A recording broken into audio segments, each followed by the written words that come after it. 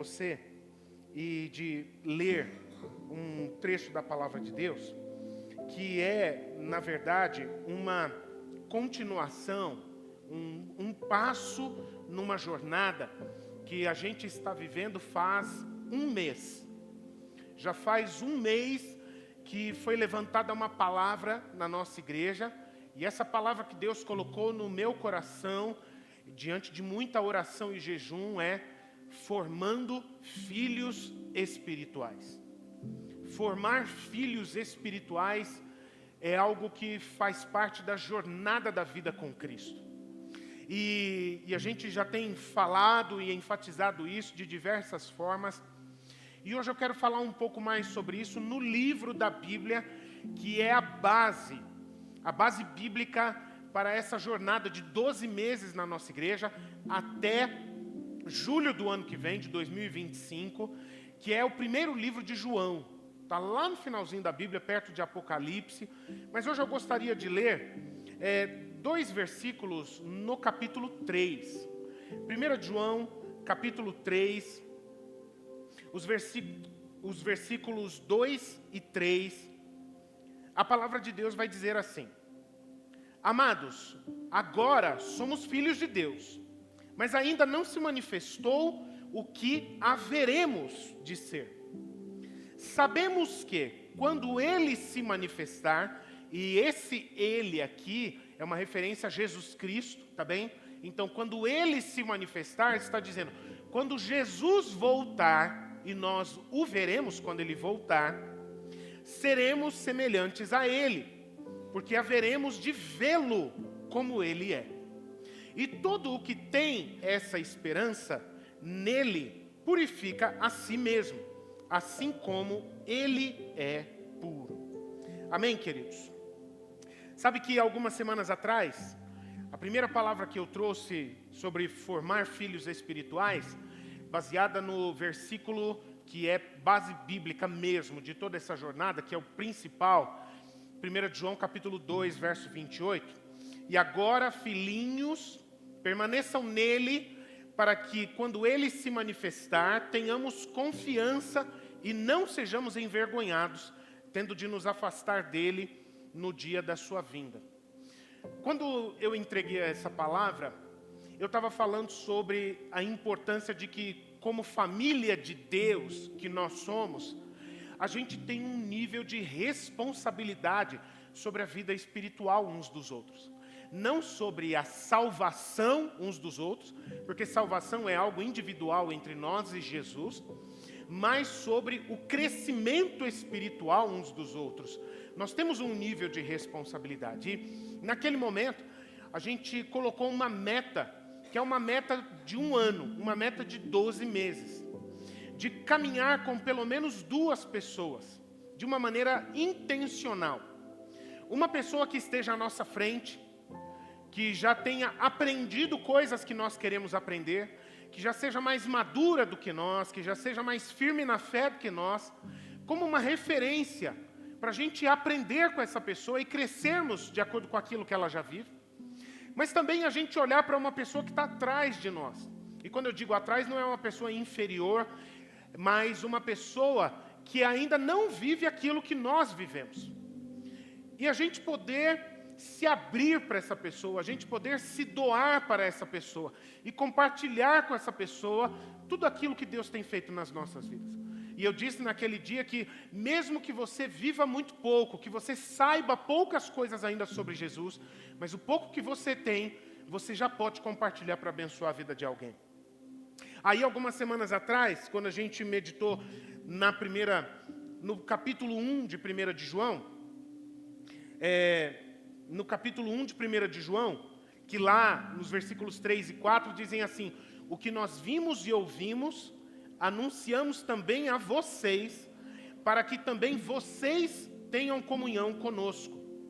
Ora, a nossa comunhão é com o Pai e com seu Filho Jesus Cristo.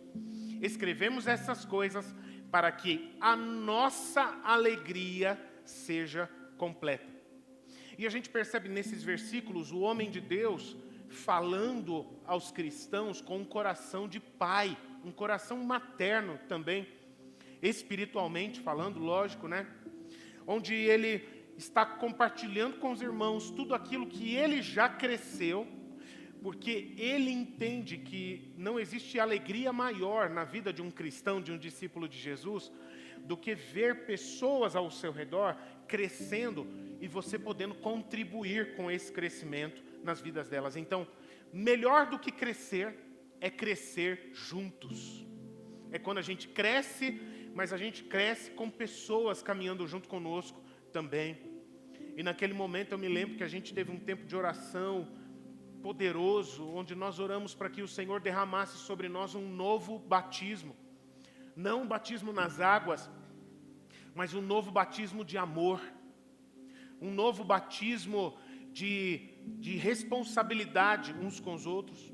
Um novo batismo de a gente se importar uns com os outros. De a gente voltar a esse primeiro amor. E essa chama ser reaquecida nos corações. E a gente perceber como é precioso quando a gente compartilha com as pessoas aquilo que a gente vive. E sabe, queridos, lembrando de mais uma coisa, teve uma experiência que aconteceu na nossa igreja esses dias, recentemente, em que eu estava com um grupo de líderes da nossa igreja, lá no litoral, ministrando no encontro com Deus, e aí eu pedi para a irmã Maria, a Dudinha, trazer a palavra naquele dia, e depois eu dei uma olhada, vendo algumas coisas do que a Duda tinha compartilhado, e foi muito interessante naquele dia. Se você não viu a palavra que Deus deu para o coração da Duda, entra lá no YouTube da nossa igreja e veja, me inspirou demais aquela palavra. Mas de uma maneira muito interessante, aqueles dias, a palavra que foi entregue falando sobre crescimento e transformação, e que crescer em Deus e sermos transformados por Deus não é algo que acontece através da nossa força de vontade, através do nosso esforço pessoal.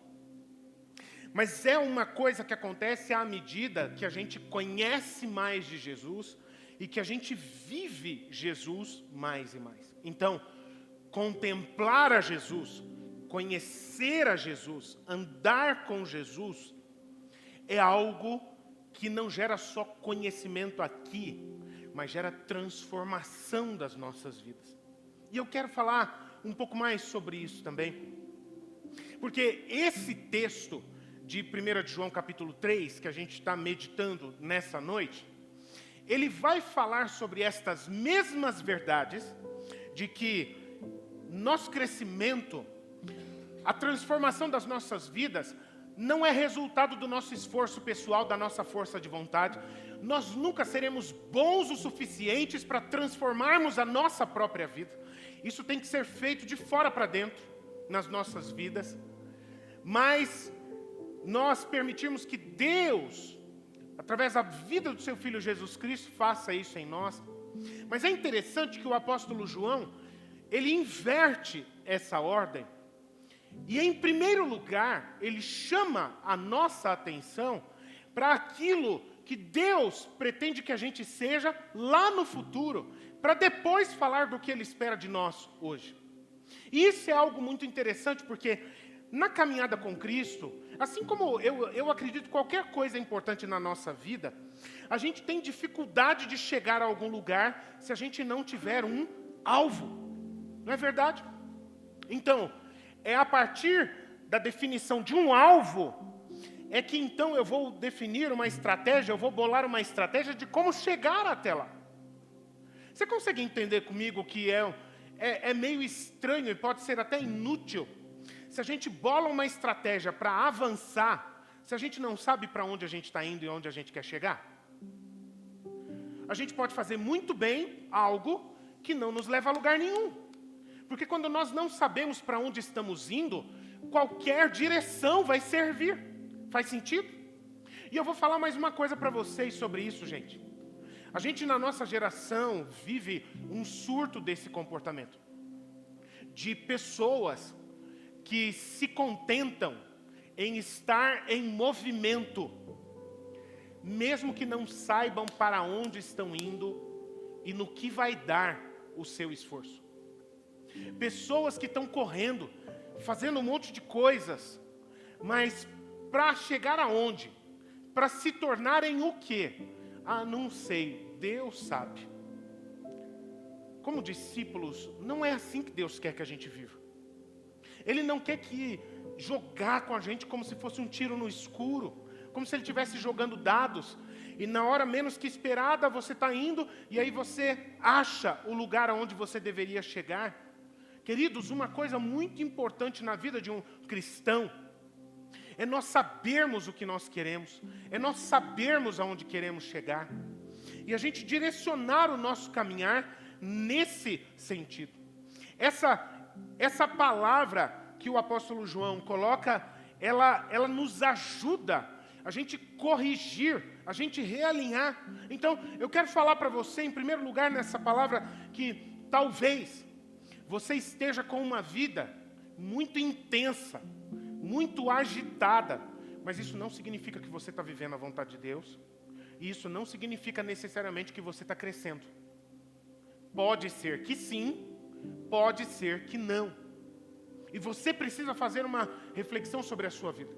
As coisas com que você está se envolvendo, que aqui você está se dedicando, elas estão levando você para o alvo.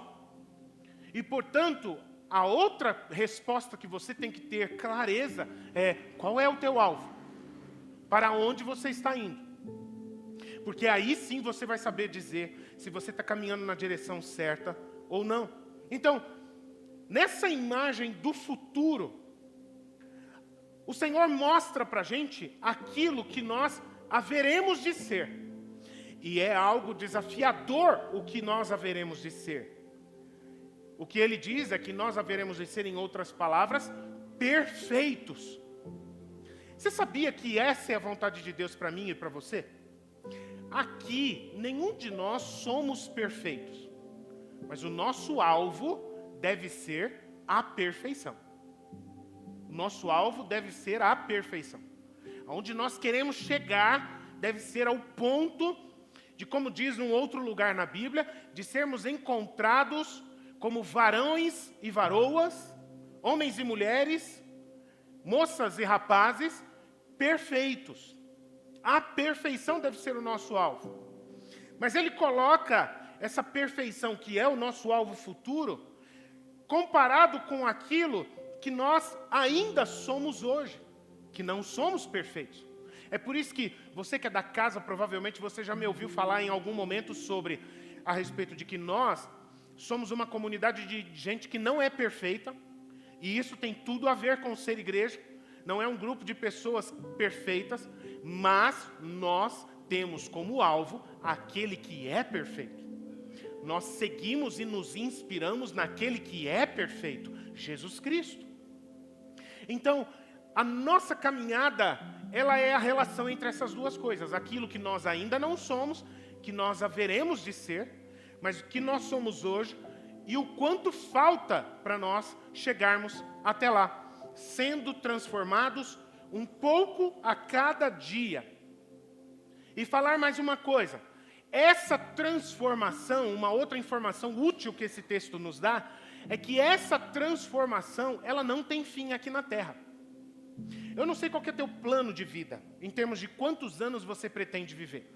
Eu não sou muito apegado com isso, sabe? Quantos anos? Meu pai, ele é apegadíssimo.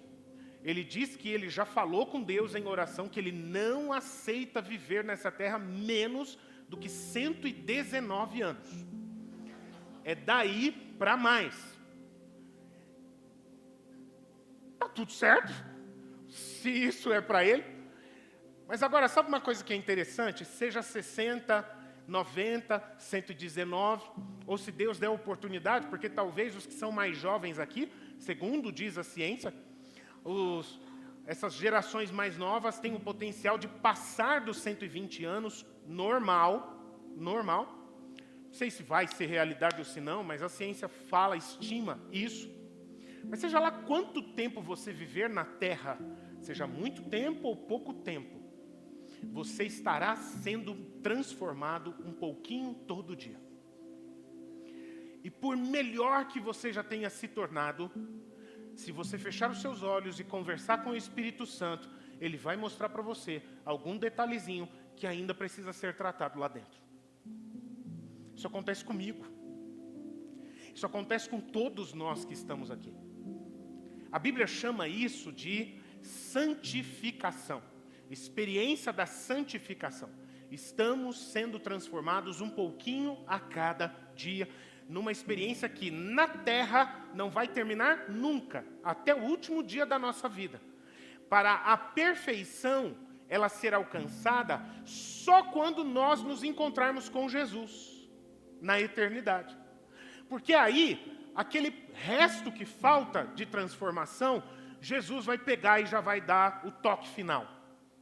E aí nós seremos perfeitos como Ele é perfeito. Agora, sabe uma coisa que é muito importante no meio disso, gente? É que as pessoas que Jesus vai se identificar são aquelas que, muito ou pouco, estão na jornada de seguir aquele que é perfeito. Então não adianta a gente se acomodar na poltrona e falar, já que Jesus vai dar o toque final lá na frente, então eu vou enfiar o pé na jaca, eu vou deixar o barco largado no vento, eu vou viver de qualquer jeito e deixo para Jesus cuidar do final. Essa esperteza, Jesus não cai nela. A Bíblia fala que o Espírito de Jesus, ele sonda os nossos corações. E toda vez que a gente tenta enrolar com Jesus, que a gente tenta mostrar para Jesus que a gente crê nele, mas que a gente não quer levar a sério andar com ele, ele pega isso e fala, não te conheço. Não te conheço. Você viveu nessa terra de qualquer forma, menos identificado comigo. Eu não tenho liberdade na sua vida. E é em torno disso. Sabe, gente, eu fico imaginando uma forma de eu visualizar e ilustrar isso. Se, por exemplo, eu dissesse que você é uma pessoa que tem um grande potencial. Falando aqui agora sobre qualquer coisa da vida. Por exemplo, se eu olhar para você e identificar que você é uma pessoa que tem um grande potencial para o atletismo, um grande potencial para ser um grande corredor, um grande saltador, um grande lançador de massa ou qualquer outra coisa. Se eu virar para você e disser que você é uma pessoa que tem um enorme potencial para as artes culinárias, um potencial gigantesco para fazer comida boa, ou se eu virar para você e falar que você tem um tremendo potencial para ser um empreendedor, alguém que abre novas modalidades de negócios e começa coisa nova, uma atividade nova e vai se envolvendo com aquilo, enfim. Ou mesmo se eu virar para você e te conhecendo, disser que você tem um enorme potencial para ser um pastor, uma pastora. Você consegue entender que dizer que você tem um enorme potencial é uma coisa super legal, não é verdade? A menos que alguém diga para a gente que nós temos potencial para ser bandido, para a gente ser um corrupto. Não, aí não, misericórdia. Mas qualquer uma dessas coisas, falando num sentido saudável, é algo que nos anima, que nos empolga. Só que tem um detalhe no meio disso. Se a gente ouve que nós temos um enorme potencial para algo, isso significa que nós já somos esse algo? Não somos. Há algo aqui que a gente chama de potencial, que é uma capacidade para se tornar. Mas isso para deixar da teoria, do potencial, para se tornar realidade, é algo que vai uma jornada, que vai um investimento, que vai precisar, então, a partir do momento em que a gente entende que há um potencial dentro de nós para qualquer coisa na vida, que eu estou citando aqui como exemplo, né? Para qualquer coisa na vida, se nós queremos chegar lá, a que esse potencial se torne realidade, então eu preciso passar a colocar isso como prioridade na minha vida. E além disso, de colocar isso como prioridade na minha vida, eu preciso passar a me dedicar de maneira intencional àquilo. Aprender mais sobre aquilo. E inclusive também procurar um novo círculo de relacionamento dentre as pessoas que têm um potencial desenvolvido semelhante ao meu, mas que já estão na minha frente, eu me conectar com essas pessoas para me inspirar no exemplo delas, para aprender das lições delas e para seguir uma trajetória como a delas, ou talvez até melhor, dependendo do potencial que Deus colocou dentro de mim.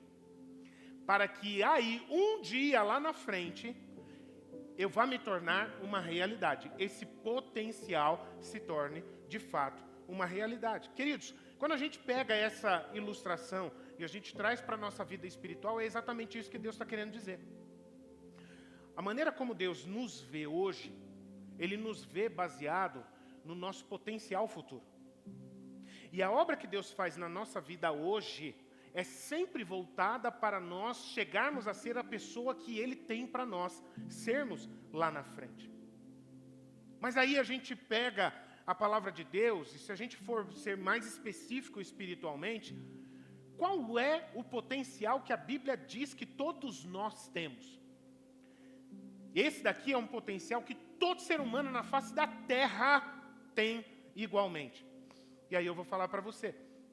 A Bíblia diz que o potencial que todo ser humano tem na face da terra é o potencial de nós sermos filhos de Deus, semelhantes ao Filho dele, Jesus Cristo.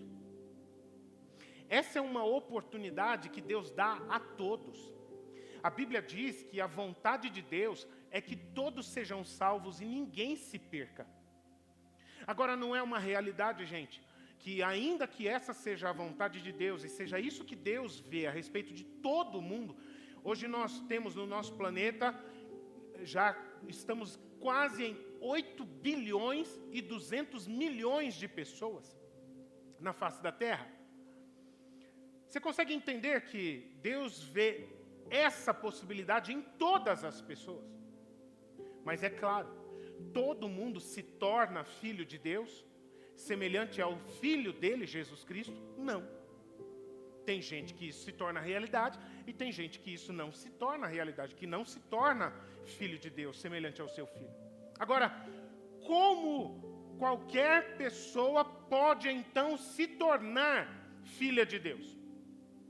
Se ela acreditar que Deus a ama, se ela se arrepender dos seus pecados, se ela crer que Jesus Cristo morreu na cruz para cancelar os seus pecados, se ela confessar que Jesus é o Senhor da sua vida, o Rei da sua vida, se isso acontecer, essa pessoa passa a ser adotada por Deus.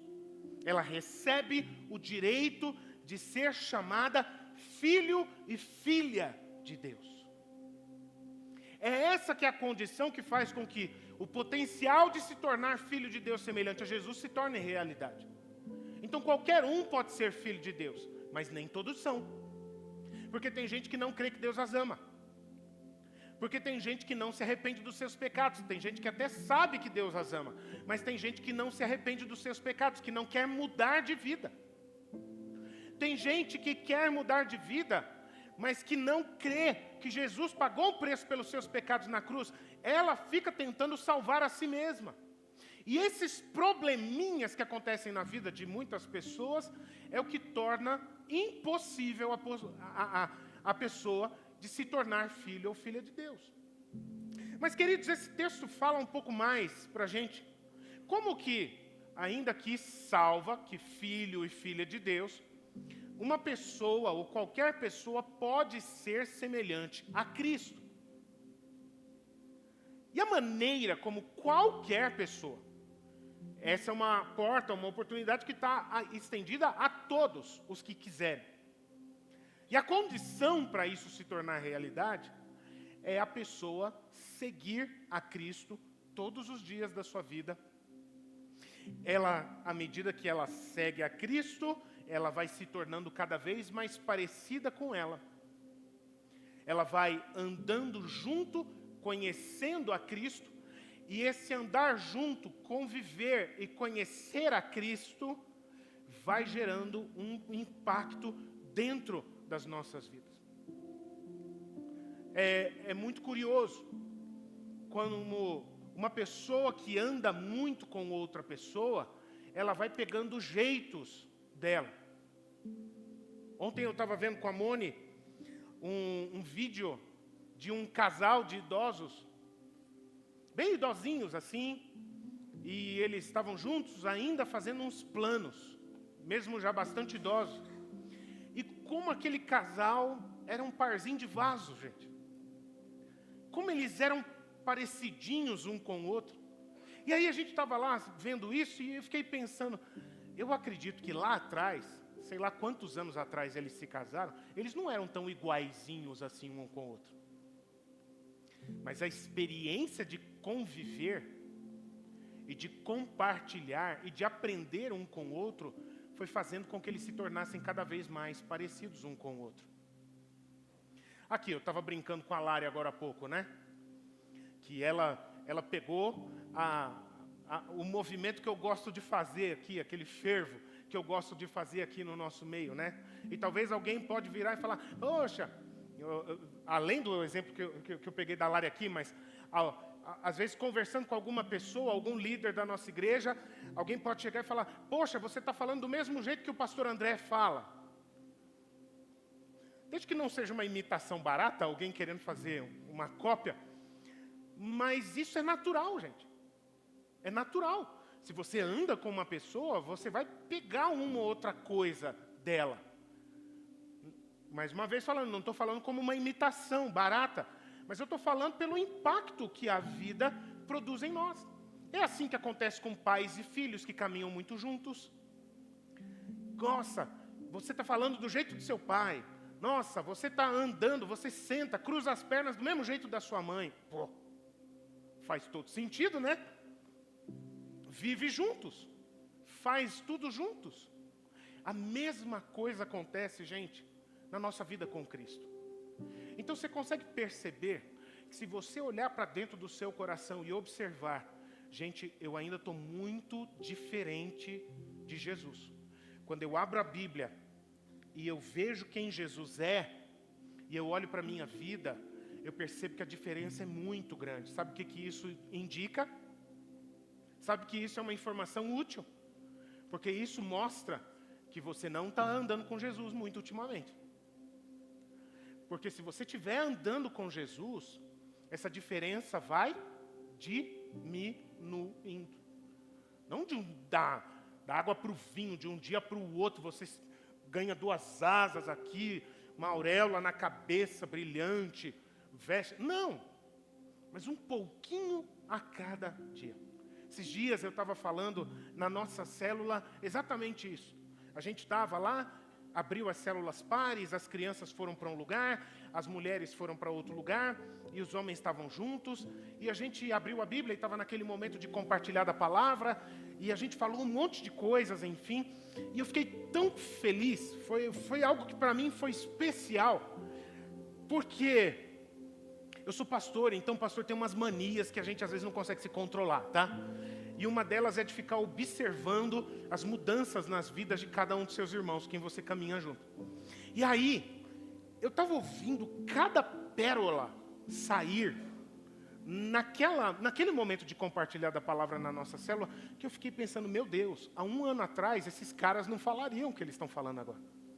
E eu fiz questão, quando chegou no final da reunião, eu virei para eles e falei, olha, eu preciso falar isso para vocês, eu estou muito contente, porque eu tenho visto que vocês estão cada vez mais parecidos com Jesus. Há 1 ano atrás, vocês não falariam o que vocês estão falando hoje.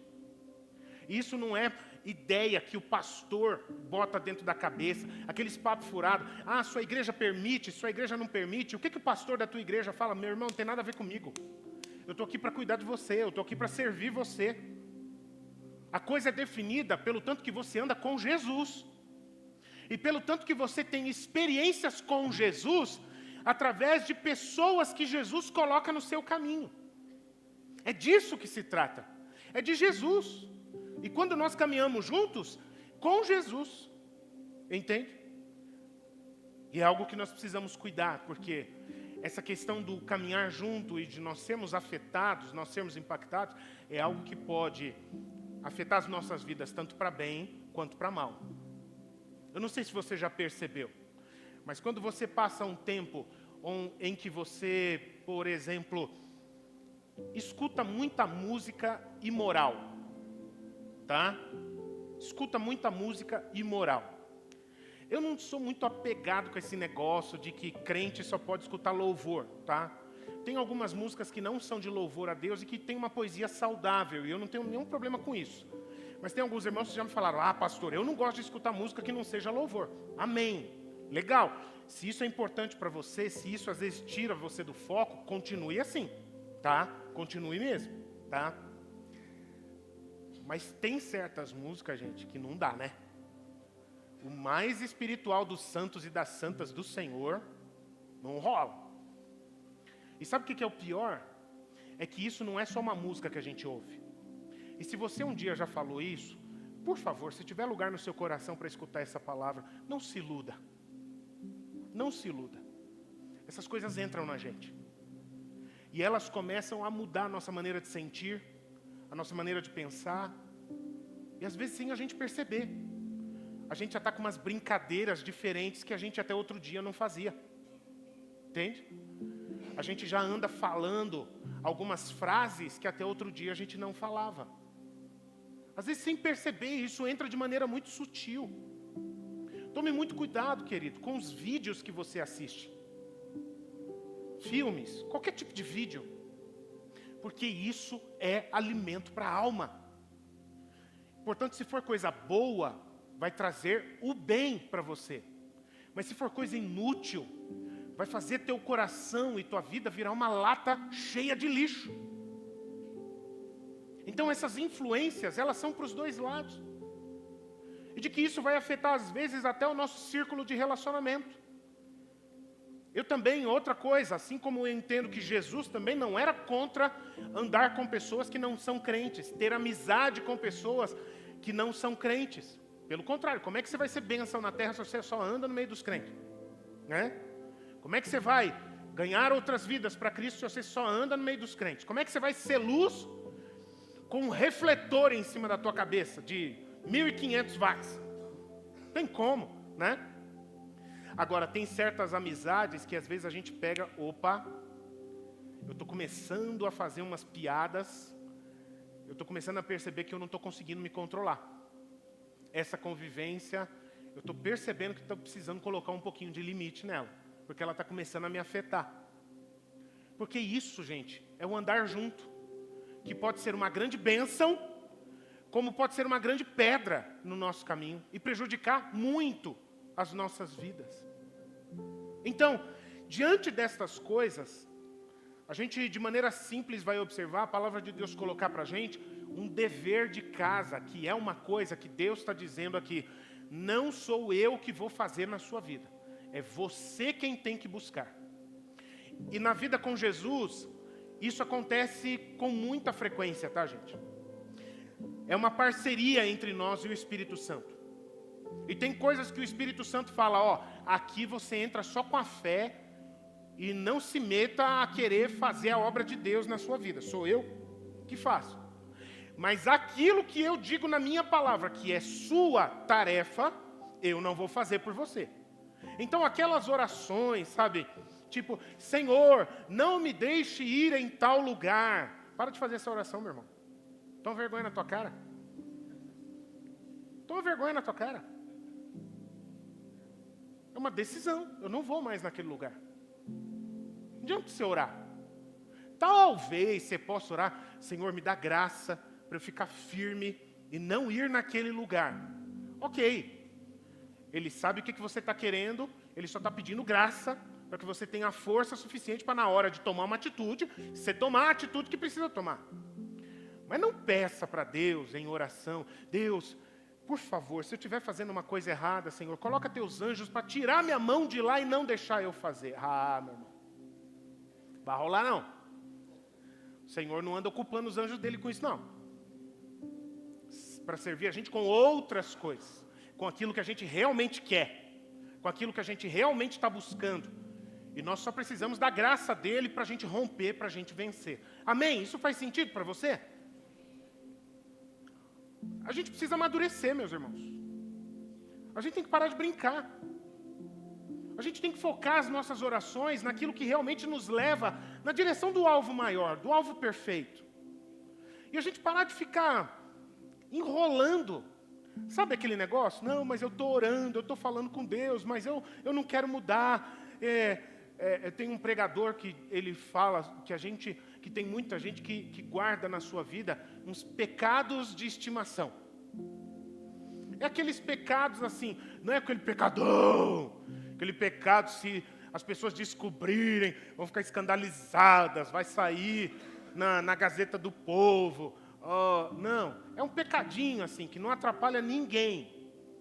E aí ele diz, muita gente guarda esses pecadinhos assim, que não atrapalham ninguém, na gavetinha lá na sua vida. De vez em quando vai lá, pega ele, faz um carinho nele, depois guarda ele de volta na gaveta, ora mais um pouquinho, depois pega o pecadinho de volta, brinca mais um pouquinho com ele, e vai. Meu irmão, você pensa que você está enganando quem?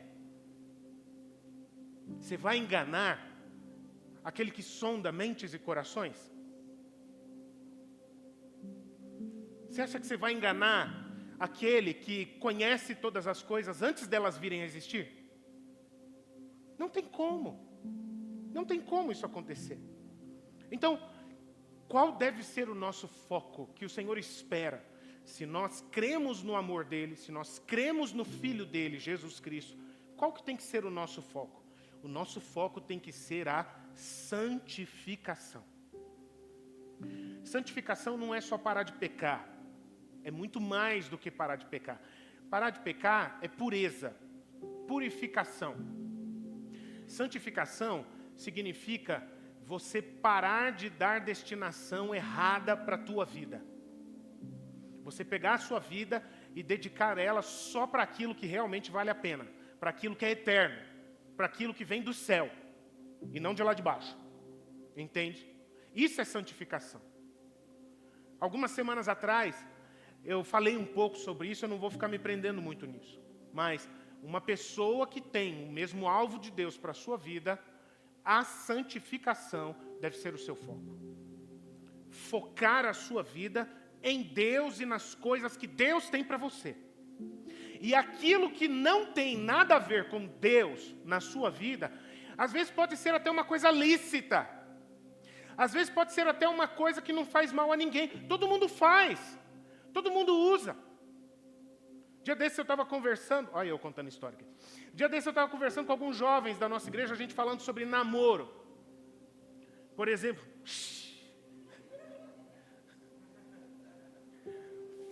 meninas, desculpa, não tem jeito. Tem o melhor para cada fase da vida. Mas a gente estava conversando e a gente falando sobre a prioridade de Deus para cada fase da vida. E eu não posso ter nenhum constrangimento de dizer, pelo que eu entendo na palavra de Deus, adolescência, por exemplo. Já que vocês deixaram a bola quicar, eu vou bater. Adolescência não foi feita para namorar, meus irmãos. Adolescência não foi feita para namorar. Ah, pastor, mas eu sinto tanto aqui. Eu sei, querido.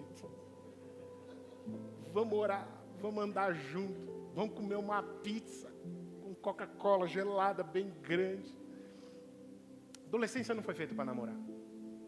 Você quer viver essa fase da vida com o melhor que essa fase da vida tem para te oferecer?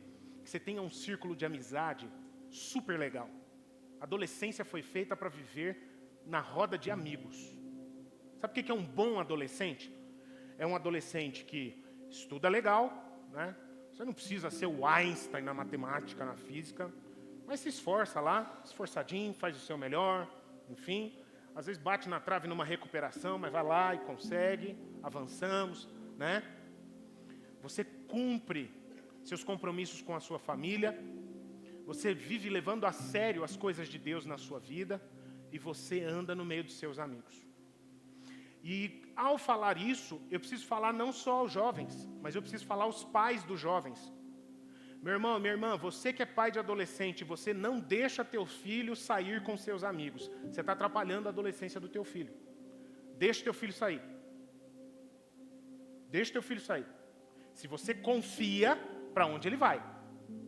Se você perdeu a confiança no teu filho, aí é outra história. Porque aí depois, chegam uns espertinhos, pai, mãe, o pastor falou, já te conheço, varão. Porque se você perdeu a confiança dos seus pais, eles não vão deixar você ir e eles estão com razão.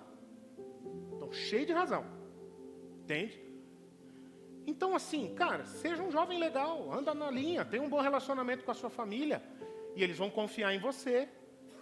E eles vão saber que você não vai se envolver com aquilo que não é legal. E aí você vai viver a sua adolescência com o melhor que Deus tem para ela. Você está entendendo? Aí chegam alguns para mim e falam, pastor, mas eu vou na escola, pastor. Mas é aquela pegação, é aquele beijo, melo, todo mundo, que parece que eu estou errado e está todo mundo certo. Querido, querida, e aí é que a gente vai mostrar qual que é realmente o foco da nossa vida. A palavra de Deus vai dizer, em Romanos capítulo 12, não se conformem com este mundo, mas sejam transformados no entendimento de vocês, para que vocês se encontrem preparados para viver a vontade de Deus, porque a vontade de Deus, e não a ideinha que os amigos dão, ela é boa, agradável e perfeita.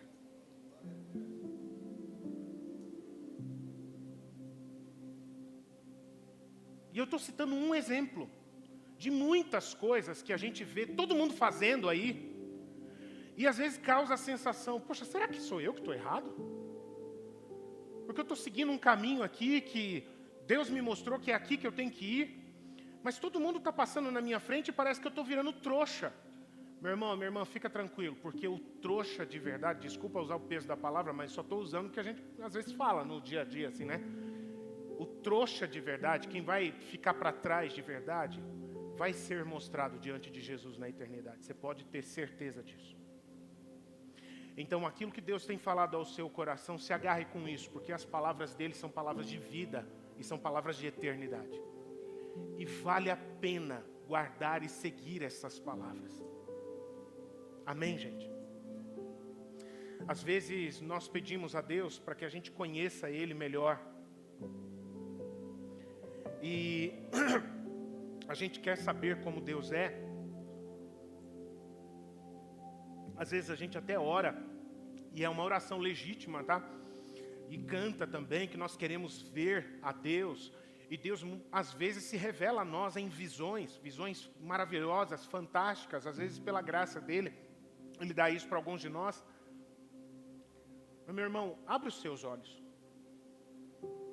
Olha em volta de você.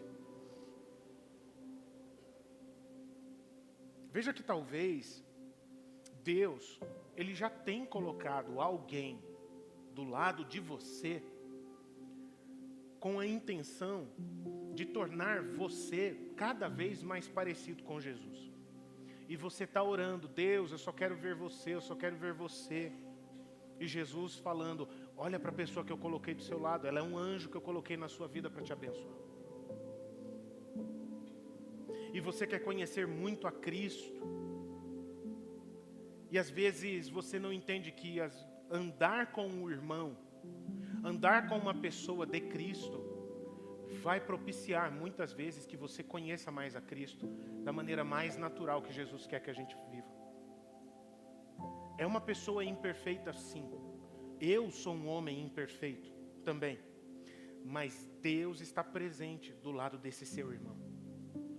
Deus está presente, do lado não, na vida desse seu irmão, na vida dessa sua irmã, do seu lado também.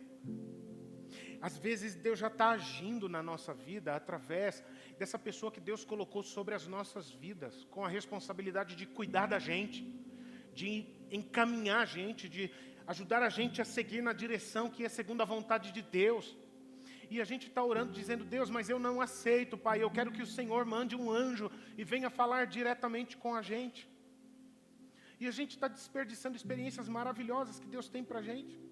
São pessoas imperfeitas, mas olha como Deus é grande. Ele age nas vidas de pessoas imperfeitas e pode usar pessoas imperfeitas como bênção, como verdadeiros anjos, às vezes, nas vidas de outras pessoas aqui na terra. Só Deus é capaz de fazer isso. E essa atitude de a gente não aceitar quando Deus coloca pessoas na nossa vida para cuidar da gente, porque a gente só quer um anjo, a manifestação da glória sobrenatural de Deus nas nossas vidas, isso a Bíblia dá nome, ela chama de pecado da presunção. O que é o pecado da presunção? O pecado da presunção, se a gente for falar no português atual, é a pessoa que se acha. Ela acha que ela é tão boa, que ela só aceita aquelas coisas de um nível muito mais elevado que o dela. Ela não aceita coisas que sejam mais comuns em torno dela. Ela não aceita que ela possa aprender algo com coisas simples. E olha que coisa interessante, o próprio Deus diz na Bíblia que Deus usa as coisas loucas deste mundo para enganar, confundir a sabedoria desse mundo que se acha sábio, mas não é. Deus usa as coisas pequenas, as coisas, ou entenda também pessoas, para confundir aquelas que são grandes e que acham que estão no topo do mundo. E às vezes uma criança ou um indivíduo simples, de poucas oportunidades, de pouco estudo, Deus pode manifestar a sabedoria dele de uma maneira fantástica na vida dessa pessoa, aparentemente simples. Para quê? Para enganar aqueles que andam praticando o pecado da presunção, que se acham. Meu irmão, não segue esse pecado. Faz um favor para mim, me ajuda a pregar aqui nessa noite. Pega no braço de quem está aí do seu lado e fala: meu irmão, pare de se achar. É um favor que você faz para você mesmo, para de se achar. Amém, obrigado, meu irmão, ajudou bastante na mensagem. Percebe um detalhe nos versos que a gente está meditando aqui. Boa parte dessas palavras, elas são direcionadas na primeira pessoa do plural. Ah, pastor, mas eu faltei nessa aula. Primeira pessoa do plural é nós. Tá bem? É nós. Ele fala algo não como eu, não centrado no eu, mas falando de nós. E é algo muito interessante quando o texto diz: nós seremos, nós sabemos, e outras referências assim. E queridos, não é por acaso que essa palavra foi dita não somente para você ou somente para mim, mas ela foi falada igualmente a nós. É uma palavra que é bom que ela seja escutada quando a gente está no nós aqui. Aquele negócio, é nós mesmo, né? A gente escutar em grupo. Porque a gente precisa perder esse medo. A gente precisa perder esse milindre de crescer em Cristo com a ajuda de outras pessoas. E a gente achar, às vezes a gente não tem coragem de falar, de assumir. Mas às vezes a gente acha que é humilhante ser cuidado, ser ensinado, ser corrigido por uma outra pessoa. Meu irmão, se liberta disso.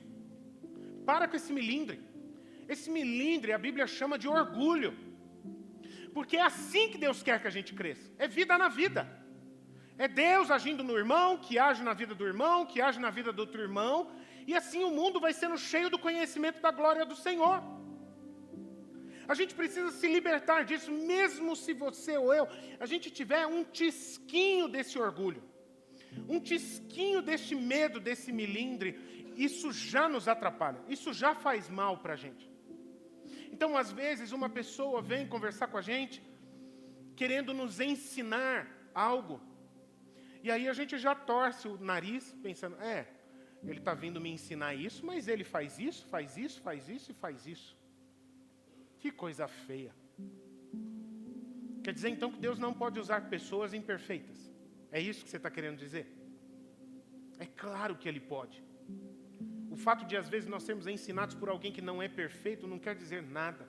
Muito pelo contrário, às vezes pode ser uma prova de Deus para a tua humildade ou para a minha humildade, o quanto nós somos ensináveis. Às vezes, um líder que Deus coloca sobre as nossas vidas vem nos cobrar. Eu tenho um pastor sobre a minha vida, que cuida de mim.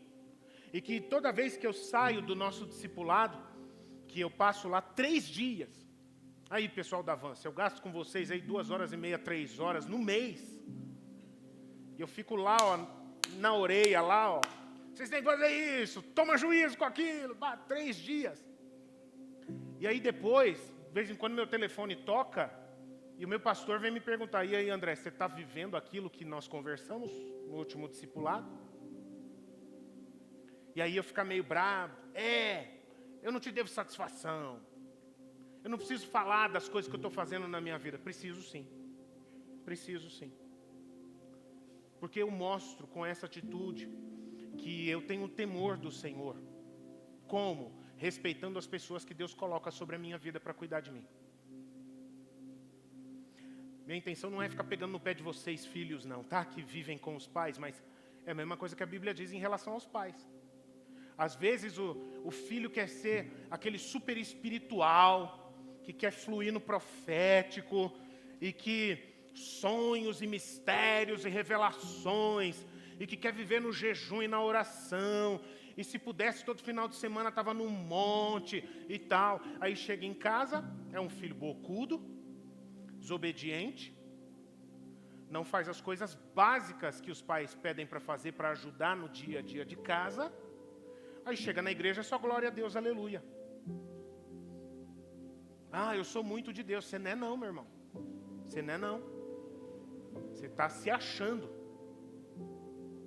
Mas a atitude que você tem ao não respeitar, ao não honrar os seus pais dentro de casa, porque os pais são a figura de Deus nas vidas dos filhos. Assim como o marido é a figura de Deus na vida da esposa. Então, para os jovens não achar que eu estou pegando só no pé de vocês aqui, tá bom? Não vem depois vir atrás de mim me dando bronca. Pastor, você fica... Não. Mas isso acontece no casamento também. Vocês, minhas irmãs, que são casadas, e que vocês tratam o marido de vocês como se fosse um babaca. Não, meu maridinho, mas no final ele faz só o que eu quero. E que fica ali buzinando na orelha dele. E que você não o respeita. E que você só acentua as dificuldades, os defeitos, as fraquezas que ele tem. Não pense que a tua vida espiritual vai ficar boa no meio desse tipo de comportamento, porque as vidas dos maridos são um reflexo da autoridade de Deus sobre as vidas das mulheres. Então tem tudo a ver com a vida espiritual. Uma esposa que respeita dignamente o seu marido. E por aí vai, meus irmãos. As autoridades, etc. Então, por favor, em nome de Jesus, se você quer viver essa experiência e ser formado e transformado de verdade pelo Senhor, se tornar cada vez mais próximo do alvo de ser parecido com Jesus, deixa Deus cuidar de você através das pessoas que Ele tem colocado sobre a sua vida. Talvez você seja mais inteligente do que elas, não tem problema. Talvez você seja mais talentoso e habilidoso do que elas, não tem problema. O que importa é que Deus colocou ela na sua vida. Deixa Deus cuidar de você através dessas pessoas.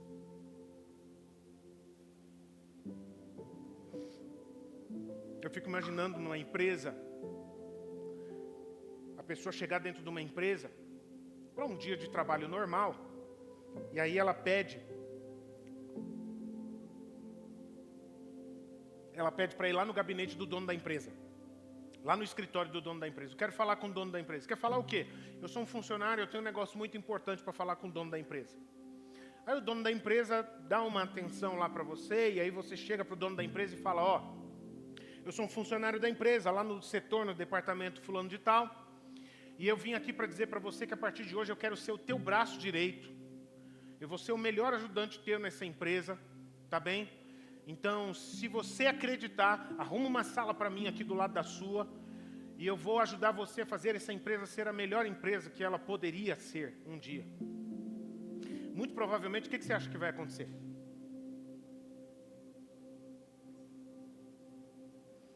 Se você tiver um patrão paciente, assim, bondoso, ele vai virar para você: olha, muito obrigado. Obrigado pelo teu comprometimento, por essa atitude sua de chegar aqui. Mas você quer contribuir para a empresa ser grande?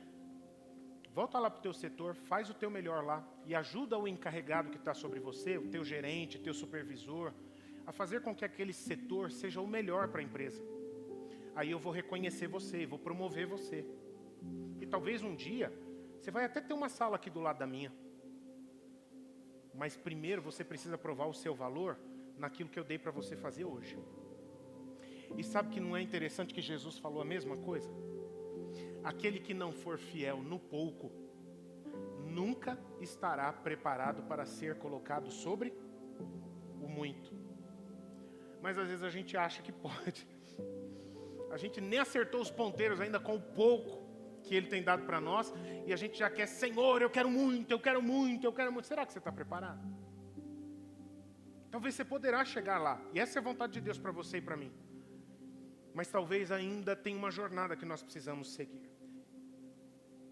Queridos, a marca de um verdadeiro discípulo é ter um coração ensinável. Diga comigo, coração ensinável. O Senhor quer encontrar isso dentro de mim e dentro de você. E entenda, um coração ensinável, ele é construído num fluxo. Vida na vida. Entende? Então não adianta você dizer que tem um coração ensinável pelo Senhor, se você não é ensinável pelas pessoas que o Senhor tem colocado sobre a sua vida. Por quê? Porque no dia de amanhã o Senhor quer que você faça o mesmo com outra pessoa, que vai fazer com outra pessoa, e que vai fazer com outra pessoa. E se você não aceitar o irmão que está do seu lado, cuidando de você, querendo agir com independência, querendo queimar as etapas, querendo fazer tudo carreira solo, você estará fora do fluxo. Você está querendo fazer tudo sozinho. E eu já falei isso aqui algumas vezes, eu entendo que seja uma palavra pertinente para falar nesse momento. Eu já conheci algumas pessoas que se orgulham de dizer que preferem fazer tudo sozinho porque fazem melhor. E tem um ditado africano que concorda com isso que você está falando. Tem um ditado africano que diz assim: se você quer ir rápido, vá sozinho. Mas se você quer ir longe, vá acompanhado. Caminhar junto dá mais trabalho ou menos trabalho, gente? Dá mais trabalho. Fazer a obra de Deus junto com outras pessoas é mais simples ou é mais complexo? É mais complexo. Desafia o nosso amor, desafia a nossa paciência, desafia tudo dentro de nós. Mas leva a gente muito mais longe, pode ter certeza disso. Deixa eu falar uma coisa para você. Não sai de debaixo das pessoas que Deus tem colocado sobre a sua vida, não. Talvez de uma maneira que você nem está entendendo ainda. Mas elas são anjos que Deus pode estar colocando na sua vida para este tempo. E sobre isso, na primeira mensagem eu levantei uma meta. Na segunda mensagem eu levantei uma meta. E se eu fosse aqui terminar essa palavra levantando uma meta que fosse útil... Lari, você pode vir com o pessoal, por favor? Gostaria que vocês puxassem um louvor aqui mais uma vez, daqui a pouco. Encontre ou procure algo que você pode aprender com as pessoas que Deus tem colocado do seu lado.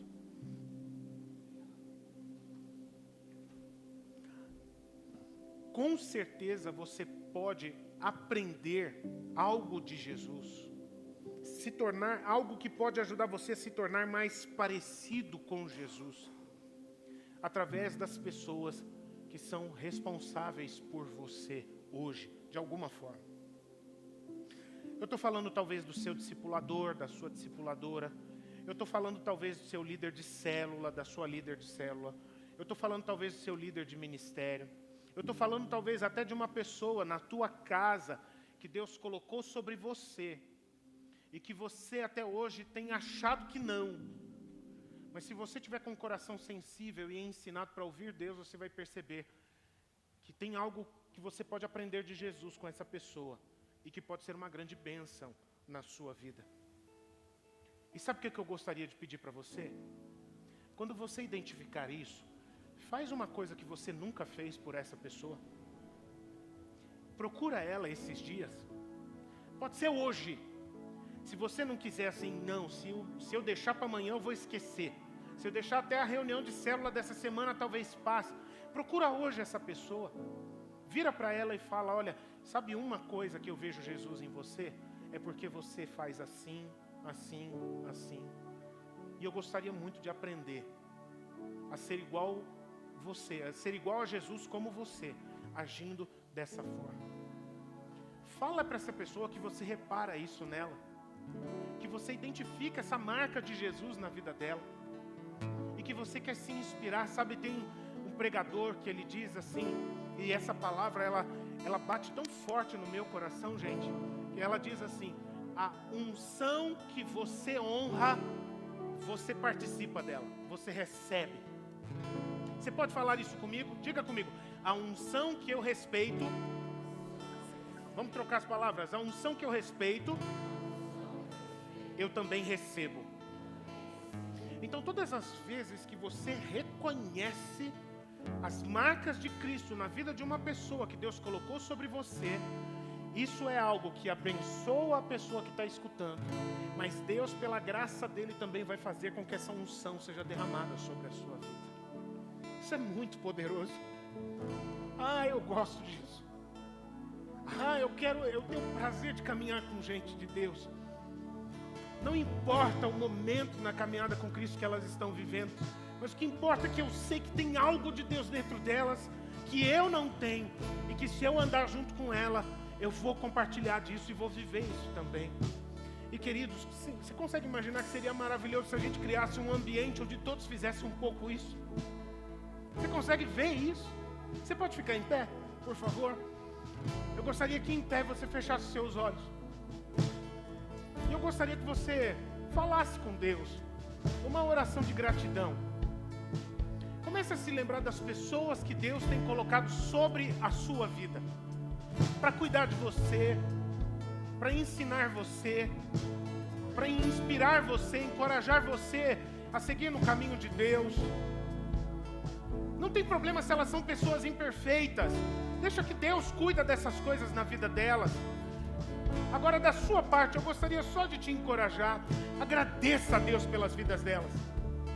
Talvez, meu irmão, minha irmã, talvez seja uma pessoa com quem você se estranhou com ela.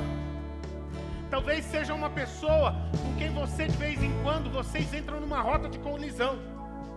Vocês não falam a mesma língua de vez em quando, mas ela é uma pessoa que Deus colocou sobre você, e você vê marcas de Jesus na vida dela. Foca nisso, meu irmão. É isso que importa, minha irmã. O resto deixa Deus cuidar. Honre a vida dela. Ore pela vida dela nesse momento. Jesus, eu quero te pedir para que o Senhor possa abrir os olhos de cada um de nós, para que a gente possa ver aquilo que nós podemos conhecer, aquilo que nós podemos aprender de Ti, da Tua vida, por meio da caminhada com essas pessoas, Pai. Cada uma dessas pessoas que cuida de nós hoje, elas são bênção, Pai. Eu te agradeço pelas vidas dos meus pais. Eu te agradeço pela vida do pastor Edson Filhinho e da irmã Isabel. Pai, eu te agradeço pelas vidas de tantos homens e mulheres do Senhor maravilhosos, ó Pai, que nem sempre falam o que eu gostaria de ouvir, que nem sempre trazem palavras doces para mim, mas eles são uma bênção na minha vida. Pai, eu te agradeço pelos irmãos do presbitério da nossa igreja, meu Pai. Ó Deus, eu caminho com eles, eu divido fardos com eles, eu oro com eles, ó Pai. E ó Deus, o quanto eu me inspiro neles, eu posso ser abençoado pelas vidas deles, Pai. Eu te agradeço porque o Senhor me dá o privilégio de eu caminhar com líderes de célula, com discipuladores e discipuladoras, com servos, ministros na nossa igreja, que eu vejo o Senhor nas vidas deles, Pai. E eu tenho podido aprender tanto, Pai. Eu te agradeço, meu Deus. Meu Deus, me permita ter um coração sensível. Um coração sensível, meu Deus, para perceber esses sinais, para perceber essas evidências do Senhor. E não ser presunçoso, meu Pai, de resistir com orgulho, meu Deus, mas permitir ser ensinável. Porque eu quero ser como Tu és, Jesus. Eu quero, isso pode ser muito, pode ser ousado dizer isso, mas se o Senhor me permite na Tua palavra, então eu vou dizer: Jesus, como Tu és, eu quero ser um dia. Me ajuda a não sair dessa jornada. Ajuda a cada um de nós para a gente não sair dessa jornada. Em nome de Jesus eu